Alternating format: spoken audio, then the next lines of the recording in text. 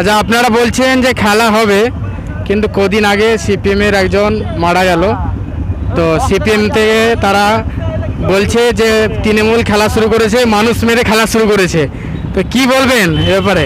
ইতিহাস সাক্ষী আছে কারা মানুষ মেরে খেলা শুরু করেছিল, ইতিহাস তার সাক্ষী দেবে। কি বলবেন? ওই তো ইতিহাস তার সাক্ষী আছে, হ্যাঁ, যে কারা মানুষ মেরে খেলা শুরু করছে।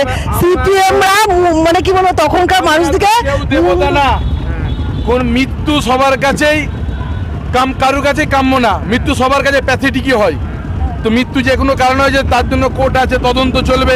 কিন্তু আমাদের সরকার তো মজদুরের স্ত্রীর পাশে দাঁড়িয়েছে। আজকে তার স্ত্রীর যাতে আগামী দিন চিন্তা ভাবনা না থাকে, তাকে তো সরকারি চাকরি দেওয়ার ব্যবস্থা করেছে, আমরা সবাইকে দিতে পারিনি।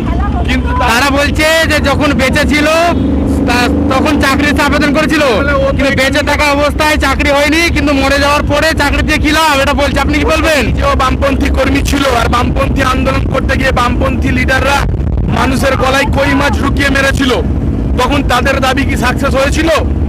আজকে তারা যে দাবি নিয়ে লড়াই করছে, সবাই যে দাবি করে সব দাবি ফুলফিল করা সম্ভব হয় না। একজন বাবার পক্ষে তার ছেলের দাবি ফুলফিল করা সম্ভব হয় না। আজকে বিমান বসু ভুলে গেছে তারা বাংলায় কিভাবে এতদিন চালিয়ে এসছে, তখন কি বেকারত্ব ছিল, আজকে দিদির জামানায় সেই বেকারত্ব হার কত কমেছে। আর দাদা, আপনাদের কি খেলা হবে তাহলে?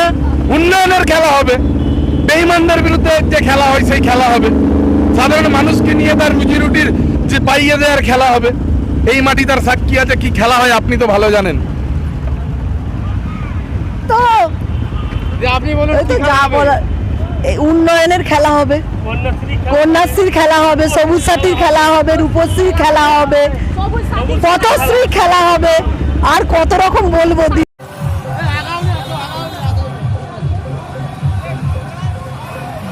খেলা হবে তো বলবো, তবে খেলা হবে।